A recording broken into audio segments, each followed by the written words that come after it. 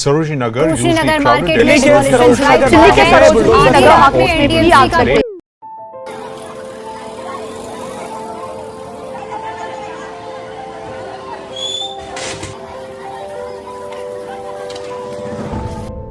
ये है दिल्ली का girls favourite market Sarojini Nagar. और मैं इसे फेवरेट इसीलिए कह रही हूँ क्योंकि पूरे देश भर से लोग जब भी दिल्ली आते हैं अपने दिमाग में ये जरूर लेकर आते हैं कि हाँ भाई सरोजनी जाना है और ढेर सारे स्टाइलिश कपड़े सस्ते दामों में उठाकर ले जाने हैं। और आज हम सरोजनी मार्केट के बारे में बहुत कुछ जानेंगे, मगर इससे जानने के पहले एक बात जानना जरूरी है कि अभी कुछ दिन पहले यानी कि 17 मई को यहाँ एक डिमोलिशन एक्टिविटी हुई जो कि एनडीएमसी के द्वारा कराई गई थी। मगर उस एक्टिविटी को जानने के पहले इस मार्केट का इतिहास भी जानना बहुत ज्यादा जरूरी है। तो सरोजनी नगर की शुरुआत आजादी के बाद हुई थी, जहाँ की गवर्नमेंट एम्प्लॉयज रहा करते थे और उन्हीं एम्प्लॉयज की जरूरतों को पूरा करने के लिए यहाँ एक छोटा बाजार यानी कि मिनी मार्केट बसने लगा। मगर सोचिए इसका नाम सरोजनी ही क्यों पड़ा? एक्चुअली सरोजनी नायडू के नाम पर इसका नाम रखा गया, जो कि एक फ्रीडम फाइटर थी और इंडियन नेशनल कांग्रेस की पहली महिला अध्यक्ष भी थी। फिर आता है 1980 और 1990 का दौर, जब सरोजनी नगर मार्केट का चेहरा पूरी तरह बदल गया। यहाँ पर ऐसे ब्रांडेड कपड़े मिलने लगे जो फॉरेन में हल्के फुल्के डिफेक्ट या ज्यादा प्रोडक्शन की वजह से रिजेक्ट कर दिए जाते थे। देखते ही देखते ये मार्केट यूथ की फेवरेट बन गई और दो मार्केट बनी, एक मिनी मार्केट जो कि आउटर में है और दूसरी मेन मार्केट जो कि अंदर की तरफ है। और यहाँ सबसे ज्यादा भीड़ लगने की वजह भी यही है क्योंकि यहाँ फड़ पे ही लोग बैठ जाते हैं और सामान बेचने लगते हैं, जो कि आप विजुअल्स में भी देख पा रहे हो। अब ये जो मिनी मार्केट वाले हैं इन्हें गवर्नमेंट की तरफ से अप्रूवल मिल रखा था और इसी मार्केट का एक अध्यक्ष होता है जो कि अभी प्रेजेंट में है अशोक रंधावा जी। मगर पहले ये मामला समझते हैं कि आखिर हुआ क्या। ये विजुअल आप देख पा रहे होंगे, मगर बेहतर होगा कि पहले आंखों देखी समझी जाए। वो तिरपाल बंधी हुई है नीले कलर की, वहाँ पहले छाता था धूप से बचने के लिए, अब गरीब आदमियों ने तिरपाल बांध रखी है। और फिर भी कमेटी पुलिस वाले आते हैं तो इसको भी कट कर देते हैं, इसको भी काट देते हैं। अगर धूप में आदमी खड़ा रहेगा, आप देख रहे हो गर्मी इस हिसाब की बढ़ रही है कि अगर धूप में खड़ा रहेगा तो आदमी शाम तक मर लेगा। यहाँ तो 15-16 साल में है, हमारा तो पक्का है। आप लोगों ने मिल के कुछ नहीं सोचा कि कुछ किया जाए? मैडम क्या कर सकते हैं, गवर्नमेंट से लड़ेंगे क्या? नहीं लड़ सकते। कितनी रोजी रोटी क्या है? बस हम बच्चे पाल रहे हैं, बच्चे पाल रहे हैं, यही है जो रोजी रोटी है। ये बात तो आइडिया पुलिस वालों को भी तो आइडिया होगा, सबको पता है। कितने साल होते हैं? मेरे को तो बहुत साल हमारी लाइफ निकल गई।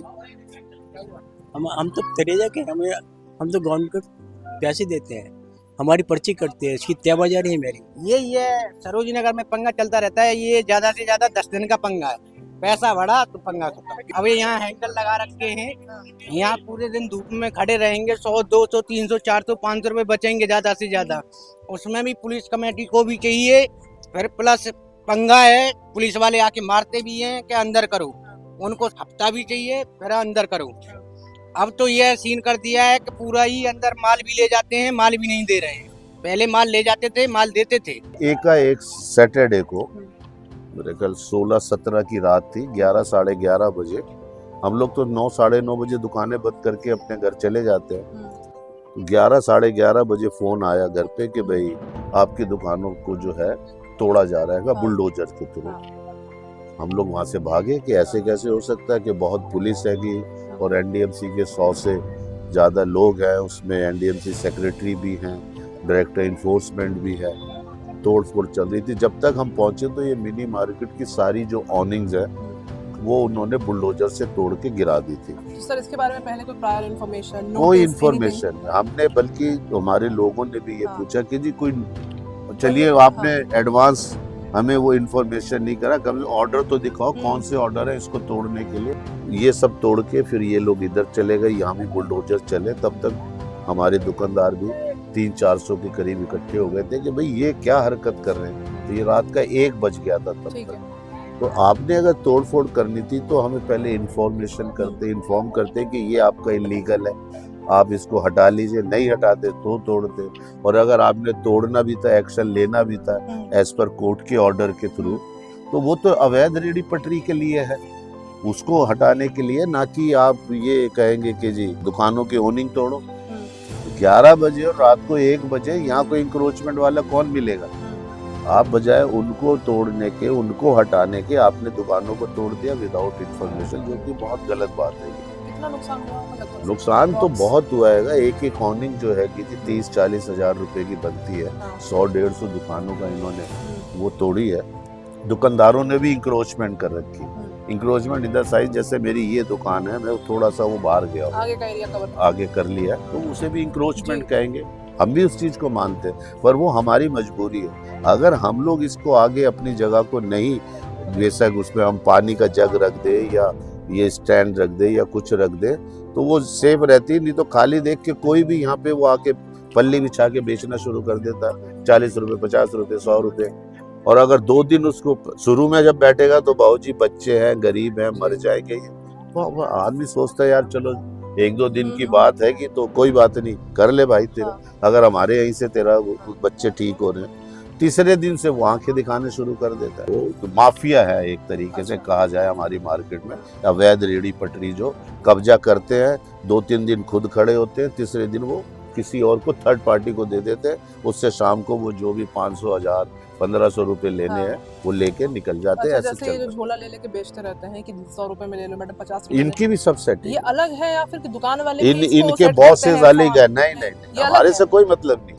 हम तो कहते हैं, इन्होंने तो हम लोगों का बहुत ही ज्यादा नुकसान कर रखा है। इन्हें बॉडी ऑकर कहेंगे, चलते फिरते, नाड़ा, चश्मा, lehenga, kurti, perfume, telephone, Apple के नकली फोन, लेडीजों का कॉस्मेटिक्स, सारा ये सब हाथ में लेके बेच रहे हैं। अब वो परफ्यूम है, कई लेडीजों को, लड़कियों के वो हाथ पे छिड़कते हैं, सूंघ को कई बार हाथ भी पकड़ते, टच करते हैं। ये न्यूसेंस होती है कि इतना भी नहीं है। मैं अपनी मार्केट की बुराई नहीं कर रहा हूँ, पर फैक्ट ये है कि एक बार जो फैमिली आती है पूरी, उस वजह से वो दोबारा इस मार्केट में नहीं आना चाहिए।